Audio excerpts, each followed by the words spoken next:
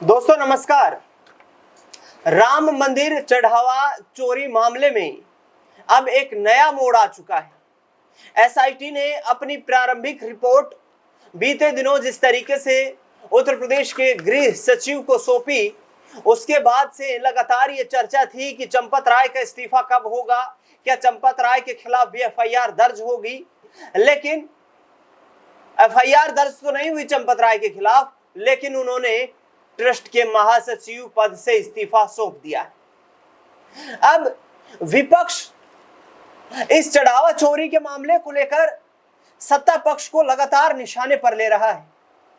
विपक्ष का लगातार आरोप यह है कि भारतीय जनता पार्टी की सरकार है उत्तर प्रदेश में।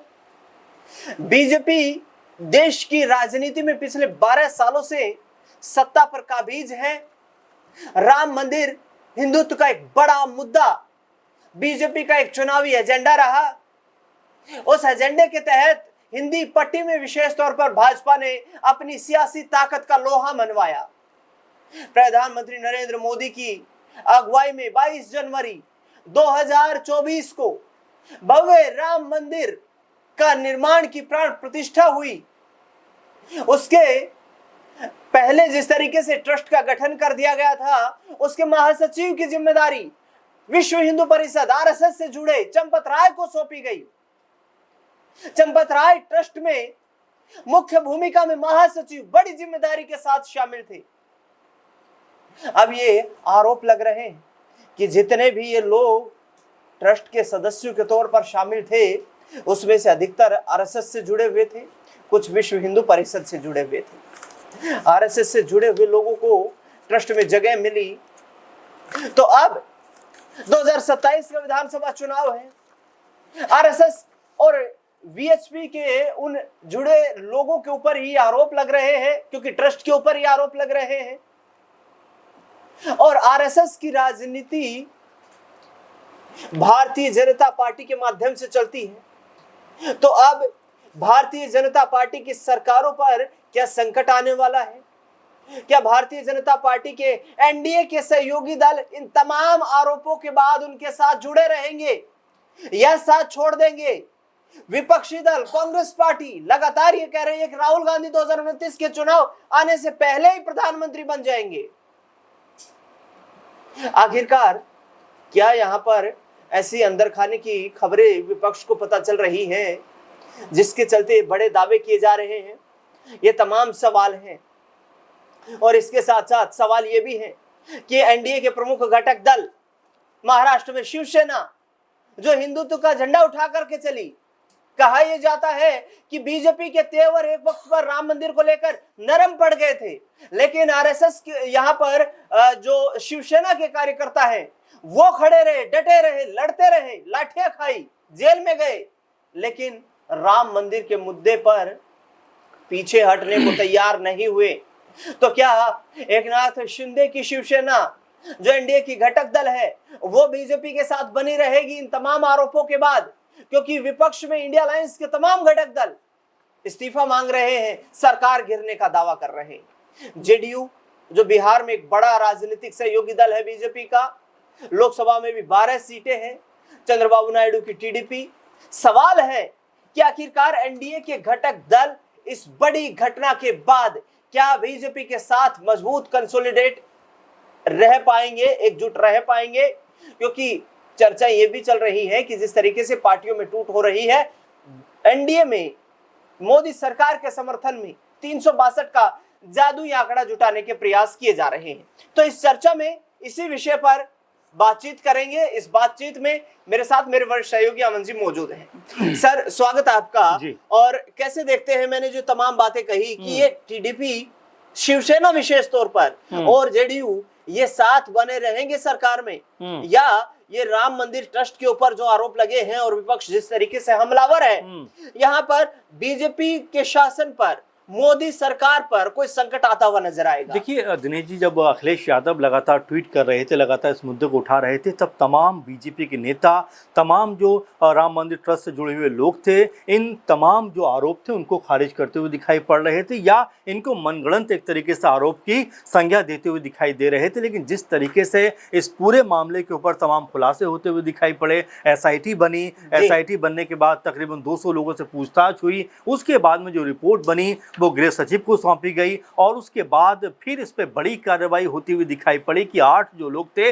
उनको जो नामजद किया गया, 4 लोगों की गिरफ्तारी हुई। और अब चंपत राय को लेकर जिस तरह से आप बात रख रहे हैं कि उनका लगभग जो इस्तीफा है वो महासचिव के पद से होता हुआ दिखाई पड़ता है, तो अब तक जो बातें कही जा रही थी कि सारे के सारे आरोप बेबुनियाद हैं, उनको अब कोई मजबूती मिलती हुई दिखाई पड़ती है, क्योंकि चंपत राय सबसे अधिक शक की निगाहों में थे। क्योंकि आपको याद होगा कि सीएम योगी जब अयोध्या आए थे तो उन्होंने कहा था कि जितने लोगों का नाम भी चंदा चोरी में आया है और उसमें से चंपत राय भी उनके अगल बगल नहीं होने चाहिए। और आपने देखा कि वो जितने वक्त तक अयोध्या में रहे तब तक चंपत राय समेत राम मंदिर ट्रस्ट का जुड़ा हुआ कोई भी सदस्य उनके करीब नहीं आया। अब जबकि यहाँ चंपत राय का इस्तीफा होता हुआ दिखाई पड़ रहा है, क्योंकि उनका नाम अभी उस तरह से नहीं है रिपोर्ट में, जिसको लेकर भी सवाल उठ रहे हैं कि आखिर वो जिम्मेदार पद पर थे तो आखिर उनका नाम रिपोर्ट में क्यों नहीं है, उनको नामजद क्यों नहीं किया गया है। इस तरह की बातें फिलहाल उठती हुई दिखाई पड़ती है। लेकिन जिस तरीके से उनका इस्तीफा यहाँ पर हो रहा है, ट्रस्ट के संचालन की जिम्मेदारी थी उनके पास में, जाहिर बात है, और बिल्कुल इसमें कोई दुराई की बात नहीं, क्योंकि जैसा मैंने शुरुआत में आपसे कहा कि जब ये मामला सामने आया था और अखिलेश यादव लगातार इस बात को उठा रहे थे, तब तमाम नेताओं ने यहां तक कहा कि वो तो राम विरोधी हैं, वो तो राम को मानते ही नहीं हैं, अब तक राम मंदिर गए नहीं हैं, तो उनको इस पे कोई बात करने का हक नहीं है। लेकिन जैसे जैसे मामला आगे बढ़ा, पढ़ते दर पढ़ते खुली और उसके बाद कहीं ना कहीं ये साबित होता हुआ दिखाई पड़ा कि जिन कांधों पर जिम्मेदारी थी उन्होंने ही राम मंदिर के चंदे में न सिर्फ घोटाला किया है, बल्कि लाखों करोड़ों जो सनातनी हैं, जो हिंदू कह सकते हैं कि धर्म में आस्था रखते हैं, कह सकते हैं कि अयोध्या जाते हुए नजर आते हैं, राम जी के दर्शन करते हुए दिखाई पड़ते हैं, और जो भी उनकी कमाई से जो भी वो पॉकेट अलाउ करती है वहां पर वो दान दर्शन देते हुए दिखाई पड़ते हैं। लेकिन उस कमाई को जो उन्होंने दान की है किस तरह से उड़ा दिया जाता है, और अब जबकि लगभग तथ्य सामने हैं, तमाम चीजें सामने हैं, उसके बाद जो आप बात कह रहे थे मूलतः कि क्या शिंदे गुट, क्या टीडीपी, क्या जेडीयू जो मजबूत कह सकते हैं कि सहयोगी हैं बीजेपी के, क्या यहाँ पर उनका रुख बदलता हुआ दिखाई पड़ सकता है? क्योंकि शिंदे गुट तो यहाँ पे अलग भी हो सकता है ना कि भाई हम तो इस मिशन में थे, देखिए राम मंदिर हमारा मुद्दा था, बिल्कुल शिवसेना लगातार लड़ी है इस मुद्दे के लिए, बाला साहब ठाकरे ने लड़ाई शुरू की थी। देखिए जाहिर बात है, जब बाला साहब ठाकरे से एक बार पूछा जा रहा था कि राम मंदिर मामले में आपका हाथ था, कहते हाथ नहीं मेरा पैर था, क्योंकि कहते हैं लड़ाई कोई ऐसी लड़ाई नहीं थी जिससे मैं अपने आप को अलग रख पाता, ये लड़ाई मेरे लिए जरूरी थी, और तमाम तरह की बातें उस समय कहते हुए दिखाई पड़े थे। अब यहाँ पर जब आप देखेंगे जो शिंदे गुट अलग हुआ, वो किस बात पे अलग हुआ? वो इस बात पे अलग हुआ कि बाला साहब जो थे वो कभी भी नहीं चाहते थे कांग्रेस पार्टी का समर्थन किया जाए, साथ दिया जाए। ऐसे में जब उद्धव ठाकरे ने कांग्रेस पार्टी का समर्थन लेकर सरकार बनाई तो शिंदे गुट वहां पर नाराज दिखाई पड़ा, और बाद में जाकर वो अपना अलग गुट बनाते हुए दिखाई पड़ते हैं। लेकिन अब यहाँ पर जब इतना बड़ा कह सकते हैं मामला सामने, स्कैम हुआ है, कांड हुआ है, और इस तरह से लाखों करोड़ रुपए की लूट हुई है जो अब तक की रिपोर्ट के अनुसार लगभग जो साबित होता हुआ दिखाई पड़ा है, तो बिल्कुल इसमें कोई दो राय की बात नहीं है कि शिंदे गुट जो अपने आप को शिवसेना सबसे बड़ा राम भक्त बताती थी, आखिर उनकी चेतना जो है या उनकी जो आस्था है वो इस तरह से क्यों खामोश है? सवाल इसके ऊपर भी उठते हुए दिखाई पड़ेंगे। इसके अलावा जेडीयू का रुख क्या रहेगा, टीडीपी का रुख क्या रहेगा? क्योंकि जो चंदा चोरी की गई है, और जब आपको ये भी याद होगा दिनेश जी कि जब राम मंदिर बना था, प्राण प्रतिष्ठा हुई थी, उस वक्त पीएम मोदी सबसे आगे दिखाई पड़े थे तमाम कार्यक्रमों में, उनकी जो भागीदारी थी वो सबसे आगे निकलकर सामने आई थी। अब जबकि राम मंदिर के अंदर में इतना बड़ा घोटाला हो जाता है तो बीजेपी के तमाम जो बड़े नेता हैं वो इस पे बात करने से बचते हुए दिखाई पड़ते हैं। तो क्या ये मुद्दा अब बीजेपी के लिए परेशानियों का सबब बनेगा? इसको लेकर तमाम तरह की चर्चाएं राजनीतिक गलियारों में चलती हुई दिखाई पड़ रही हैं, क्योंकि एक तो राम मंदिर का मामला ऊपर से उत्तर प्रदेश का चुनाव और दोनों चीज़ों को लेकर बीजेपी के अंदर बेचैनी भी है। इसी मद्देनज़र बीजेपी ने अपनी नई टीम भी घोषित की है, उसमें तमाम युवा चेहरों को शामिल किया है, 19 उपाध्यक्ष बना दिए हैं। तो ये तमाम जो घबराहट है वो इसी बात को लेकर दिखाई पड़ती है कि जो अनुभवी लोग हैं, जो तजुर्बेकार लोग हैं, उन्हें थोड़ा साइडलाइन किया जाए, ताकि जिस तरह से इस पूरे मामले पर बीजेपी घिरी हुई है उनको बाहर निकलने का मौका यहां से मिलता हुआ दिखाई पड़े। सर, मैं यहाँ पर समझना ये भी चाहूंगा कि बीजेपी के एक राष्ट्रीय प्रवक्ता हैं डॉक्टर रजनीश कुमार, उन्होंने प्रधानमंत्री को भी चिट्ठी लिखी है और सीधे तौर पर ये कहा है कि 2024 के लोकसभा चुनाव में हम यूपी में बड़ा झटका खा चुके हैं। विपक्ष ने जो मुद्दा बनाया 2024 में, जिस तरीके से ये कहा गया कि राम मंदिर के प्राण प्रतिष्ठा के कार्यक्रम में किसी दलित, किसी पिछड़े को जगह नहीं मिल पाई, वहां तमाम वीआईपी लोग मौजूद थे, लेकिन वहां कोई अयोध्या का रहने वाला दलित पिछड़ा नहीं था।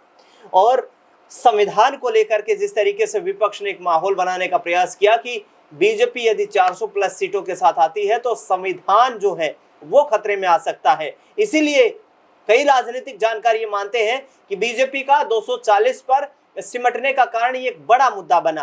अब 2027 के यूपी विधानसभा चुनाव, क्या ये बड़ा मुद्दा बन पाएगा?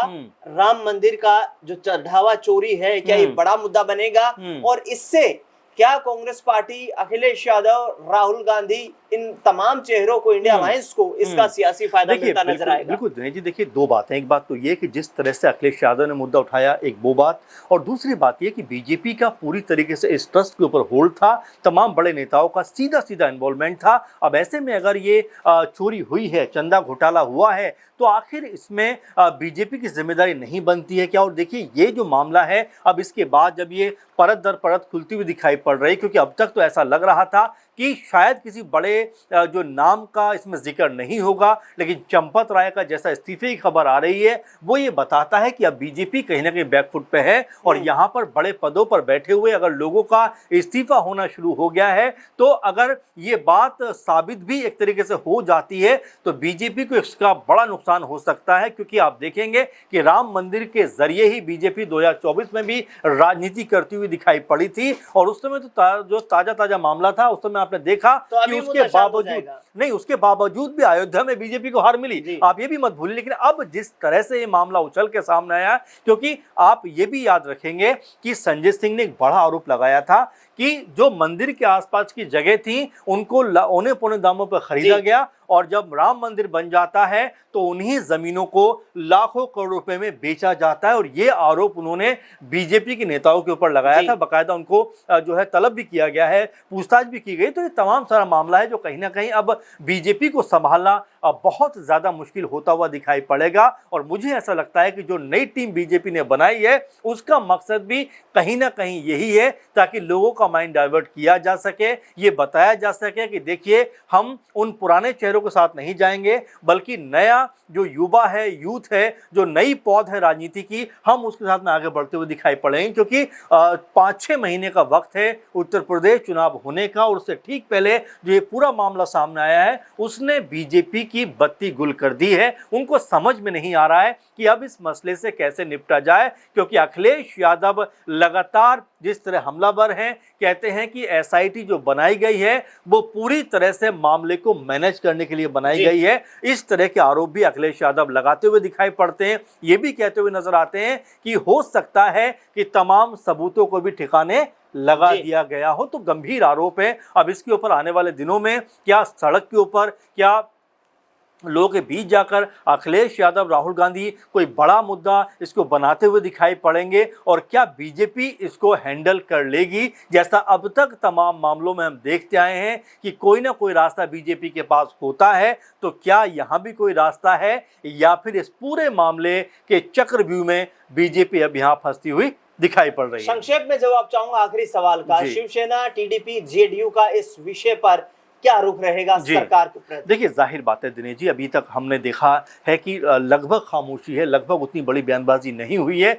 लेकिन अब अगर आप देखेंगे कि राम मंदिर को लेकर, चूंकि अगर हम भारत तिवारी की बात करें जो बिहार में एनकाउंटर हुआ जी। है, उसके ऊपर भी आप देखेंगे बीजेपी के अंदर दो फाड़ होते हुए दिखाई पड़े हैं और साथ में जो सहयोगी दल हैं उनका भी अलग अलग मत यहाँ पर निकलकर सामने आया है। जीतन राम मांझी जी। कुछ और कहते हुए नजर आते हैं, चिराग पासवान कुछ और कहते हुए नजर आते हैं। तो ये मुद्दा है और उसी तरह से ये बड़ा मुद्दा है जब राम मंदिर के अंदर जो दान होता है वो चोरी करने का मामला है, तो बाकी जो सहयोगी दल हैं उनके अंदर स्थिति असहज बनती हुई दिखाई पड़ेगी और हो सकता है कोई बड़ा फैसला यहाँ पर लेते हुए दिखाई पड़े, क्योंकि जब राम मंदिर बना तो क्रेडिट सारा बीजेपी ने लिया और अब यहाँ पर अगर चंदा चोरी हुई है तो क्या उसका जिम्मेदार जो ट्रस्ट है वो नहीं है और क्या उसको बनाने वाले लोग नहीं है? ये सवाल अपने आप में उठ के सामने जरूर आएंगे। बिल्कुल, ये तमाम सवाल उठ करके आएंगे और विपक्ष इन सवालों के घेरे में सत्ता पक्ष को लेने का भी प्रयास जरूर करेगा। इस खास रिपोर्ट को लेकर के आपकी राय प्रतिक्रिया क्या है, कमेंट बॉक्स में हमें उसका इंतजार रहता है, तो अपनी राय लिखना